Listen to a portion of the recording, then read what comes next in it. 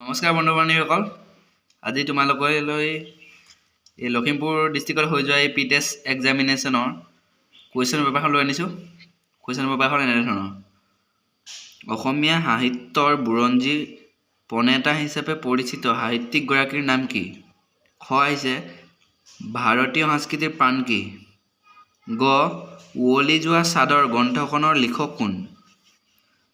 2 number হৈছে তলৰ যিকোনো দুটা চমু উত্তৰ লিখিবলৈ আহিছে। লিখকৰ মতে দেশৰ প্ৰকৃত উন্নতি কৰা মানে কিহৰ উন্নতি কৰা? লেখকৰ মতে দেশৰ প্ৰকৃত উন্নতি কৰা মানে কিহৰ উন্নতি কৰা সুধিছে। খ আহিছে সভ্যতা আৰু সংস্কৃতি শব্দ দুটাৰ মাজত পাৰ্থক্য বিচাৰ কৰা। গ আহিছে অজন্তা গুহাৰ শিল্পকলাৰ এটা বিৱৰণ দিয়া।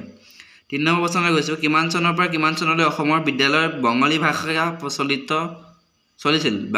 প্ৰচলন চলিছিল? কিমান চনৰ পৰা কিমান চনলৈ অসমীয়া বিদ্যালয়ত বাঙালী ভাষাৰ প্ৰচলন চলিছিল? ইণ্টাৰনেটত সঘনাই ব্যৱহাৰ হৈ থকা www নে কি জানিবলৈ কুঁৱলীয়ে ক'ত সন্ধান কৰিছিল? এইটো গুগলত কৈছিলে, আমি জানো। অৰুণিমা সিংহা কোনবিধ খেলত পাৰ্গত আছিল? অৰুণিমা সিংহা ভলীবল খেলত পাৰ্গত আছিল, আমি জানো।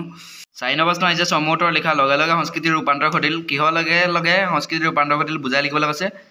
খ আহিছে ভাইৰাছে কম্পিউটাৰ কিদৰে বিজুতি ঘটাব পাৰে? এগৰাকী ব্যক্তিয়ে নিজৰ প্ৰতিভাৰে জাতীয় জীৱনত জিলিকি উঠা আন সহস্ৰজনৰ বাবে আশা আৰু প্ৰেৰণাৰ বতৰা কঢ়িয়াই আনে। কথাষাৰৰ যুক্তিযুক্ততা অৰুণিমা সিংহাৰ জীৱনৰ আধাৰত বুজাই লিখিবলৈ আহিছে। 5 নম্বৰ আহিছে মহিচন্দ্ৰ মিৰি কোন? খ আহিছে পাৰস্যত কোনটো কথাই লেখকৰ সদায় আকৰ্ষণ কৰিছিল? গ আহিছে ভাৰতৰ প্ৰায়বোৰ তৈলক্ষেত্ৰ কেনেকুৱা শিলাস্তৰত অৱস্থিত? 6 নম্বৰ আহিছে কামত ল'ৰা ছোৱালী বুলি ভাগ নাই, যেনেকৈ কাম দিছোঁ তেনেকৈ কৰে। এই কথাষাৰৰ বক্তা কোন? তেওঁ কিয় এই কথাষাৰ ক'ব লগা হৈছিল? সেইটো আমি জানো, ৰঞ্জিত হাজৰিকা ছাৰে কৈছিলে, অংক শিক্ষক। 7 নম্বৰ আহিছে তলৰ প্ৰশ্নকেইটাৰ উত্তৰ লিখা। ক গাঁও একেধাৰে নগৰৰ জনক জননী কথাষাৰৰ তাৎপৰ্য বুজাই লিখা। নাইবা বুলি কৈ আহিছে ভাৰতীয় সংস্কৃতি এক বিৰাট সম্বন্ধীয় বস্তু। এই কথাষাৰ কিমান দূৰ যুক্তিপূৰ্ণ? ভাৰতীয় সংস্কৃতি পাঠটোৰ আধাৰত বুজাই লিখা। গ আহিছে ইণ্টাৰনেটৰ অত্যাধিক ব্যৱহাৰ ছাত্ৰ ছাত্ৰীৰ জীৱনত কেনে প্ৰভাৱ পেলাব পাৰে? পাঠৰ আধাৰত বুজাই লিখিবলৈ কৈছে।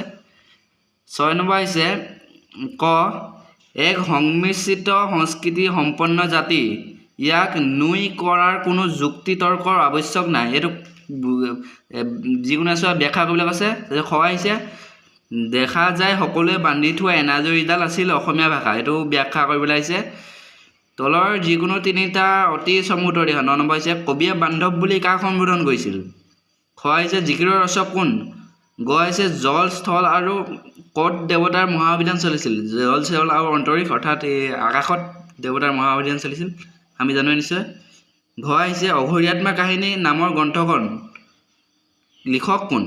অঘৰীয়াত্মা কাহিনী গ্ৰন্থখনৰ লিখক কোন সুধিছে। তাৰপিছত 10 নম্বৰ আহিছে ক কবি মাধৱদেৱৰ সাহিত্যিক কৰ্মৰাজি কি ভাগত ভাগ কৰিব পৰা যায়? এইটো আহিছে। খ আহিছে মক্কাৰ দুৱাৰত চাহাব জীৱই মাৰে তালি, যেনে হাল হলৰ লগত দৰিকাৰ টপালি। কথাষাৰ অন্তৰ্নিহিত ভাৱ বিশ্লেষণ কৰিবলৈ আহিছে। গ আহিছে সুন্দৰ ৰূপৰ ধ্যান কৰিবলৈ কবিয়ে ভক্তিবৃন্দক কিয় আহ্বান জনাইছে? বুজাই লিখিবলৈ আহিছে। ঘ আহিছে বৰ শান্তিত আছো এই প্ৰজাতিত, কোনে কিয় এইদৰে কৈছিল? কথাষাৰৰ অন্তৰ্নিহিত ভাৱটো মোকলাই লিখিবলৈ কৈছে। 11 নম্বৰ আহিছে তলৰ এছোৱা ব্যাখ্যা কৰা।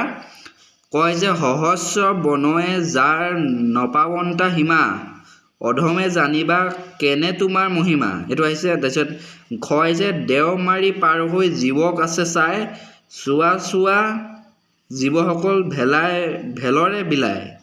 এইটো আহিছে।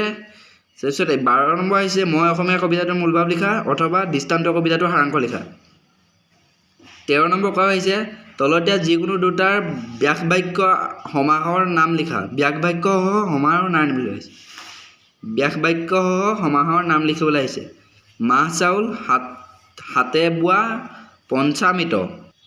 গ নম্বৰ হৈছে সন্ধি ভঙা যিকোনো দুটা। নমস্কাৰ স্বাধীন হিমালয়। গ নম্বৰ হৈছে তলৰ যিকোনো দুটাৰ শব্দৰ ন আৰু মূৰ্ধন্য ন আৰু দন্ত্যাক্ষ হোৱা কাৰণ লিখা। অপৰাহ্ন কষ্ট তীৰ্ণ। ঘ হৈছে বিপৰীতাৰ্থক শব্দ লিখা।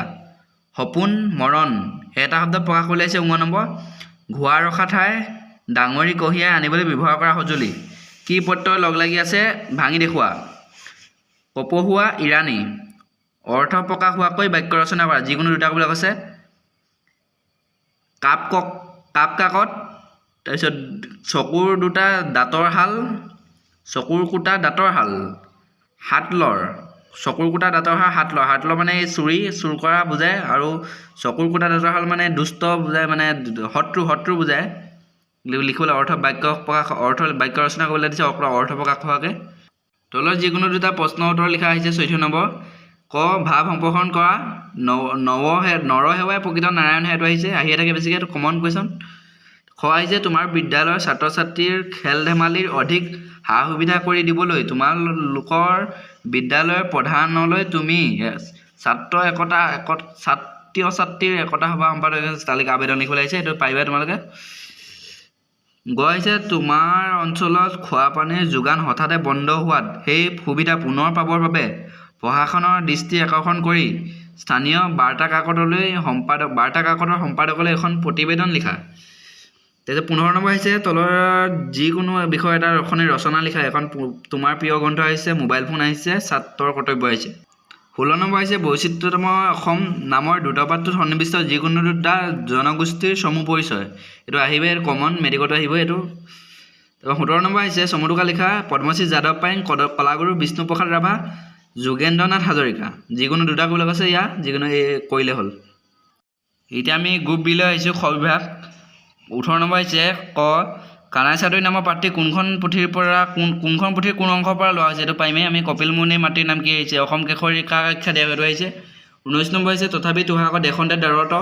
উৰি যায় মোৰ জীউ এইষাৰ কাৰ উক্তি কাক দেখি কিয় তেওঁ ভয়তে জীউ উৰি যায় বুলি বুজাই লিখা খ আহিছে নহ'লে যে বিশ্বসভাত নহ'বটোৰ বিশ্বসভাত বহাৰ ঠাই পাবলৈ কবিয়ে কি কৰিবলৈ নিৰ্দেশ দিছে এইটো প্ৰায় কমন কুৱেশ্যন এইটো আহিয়ে থাকে আমি 20 নম্বৰলৈ যাওঁ অতি চমু উত্তৰ দিয়া যিকোনো দুটাৰ অসমীয়া গদ্যৰ জন্মদাতা কোন সেইটো আহিয়ে থাকে প্ৰায় যেতিয়া খ আহিছে প্ৰথম অসমীয়া চনেটৰ ৰচক কোন তাৰপিছত গ আহিছে মহাৰথী কাক বোলা হয় 10 নম্বৰ আহিছে ক অৰ্জুনে যুদ্ধক্ষেত্ৰলৈ গৈ কাক দেখা পালে আৰু তেওঁলোকক দেখা পাই শ্ৰীকৃষ্ণই কি ক'লে তোমাৰ নিজৰ ভাষাৰে লিখা মোৰ মতেতো শ্ৰীকৃষ্ণ হ'ব নালাগে এইটো হ'ব লাগে অৰ্জুনে কি ক'লে সেইটো হ'ব লাগে অৰ্জুনে শ্ৰীকৃষ্ণক কি ক'লে তেনেকৈ হ'ব লাগিছিল কুৱেশ্যনটো ভুল আছে নেকি তাৰপিছত খ আহিছে আৰ্য শিক্ষাৰ কলা বিদ্যা কিমানটা 64টা আমি জানো প্ৰাচীন ভাৰতৰ বিশ্ববিদ্যালয়সমূহত আৰ্য শিক্ষাৰ কলা বিদ্যা কোন বিভাগত দিয়াৰ ব্যৱস্থা আছিল এইটো 11টা আছিলে এইটা তুমি কিতাপত চাই লিখি দিবা 22 নম্বৰ আহিছে তলৰ যিকোনো এটা শব্দৰ আধুনিক ৰূপ লিখা পাখ হয় মানে হৈছে ঘোঁৰা আমি জানো খ আহিছে তলৰ শব্দ দুটা একোটাকৈ সমাৰ্থক শব্দ লিখা নিপুণ মুখ গ আহিছে তলৰ বাক্যটো শুদ্ধকৈ লিখা তোমাৰ মা ঘৰত আছেনে এইটো মাৰা হ'ব লাগে তোমাৰ মাৰা ঘৰত আছেনে বুলি লিখিলে শুদ্ধ হ'ব এটা অনুসৰ্গৰ উদাহৰণ দি বাক্যত প্ৰয়োগ কৰা অনুসৰ্গ আমি উদাহৰণ হিচাপে চোনটোকে ল'ব পাৰোঁ তুমি মোক ঘড়ীটো দিয়াচোন চোন পিছত যে লাগিছে চোন শব্দটো এইটো অনুসৰ্গ হিচাপে লৈ উদাহৰণটো দিব পাৰোঁ চোন অনুসৰ্গ উপসৰ্গৰ লগ লগাই এটা শব্দ লিখা উপসৰ্গৰ লগ লগাই এটা শব্দ লিখিবলৈ কৈছে তাৰপিছত 23 নম্বৰটো দিছে তলৰ যিকোনো দুটা চমু টোকা লিখা এতিয়া তোমালোকে নিজে চাই লোৱা তাৰপিছত ইমান যে আজি এই পেপাৰখন সমাপ্ত হৈছে এইখন পেপাৰ উজুৱে আছিলে ইমান টান নহয় যদি তোমালোকে কিবা বুজি নোপোৱা কমেণ্ট কৰিবা আৰু ভিডিঅ'টো ভাল লাগিলে চেনেলটো ছাবস্ক্ৰাইব কৰি থৈ যাবা আৰু লাইক কৰিবা কমেণ্ট কৰিবা আৰু বেল ন'টিফিকেশ্যনটো অন কৰি দিবা যাতে নতুন ভিডিঅ'বোৰ পাই থাকা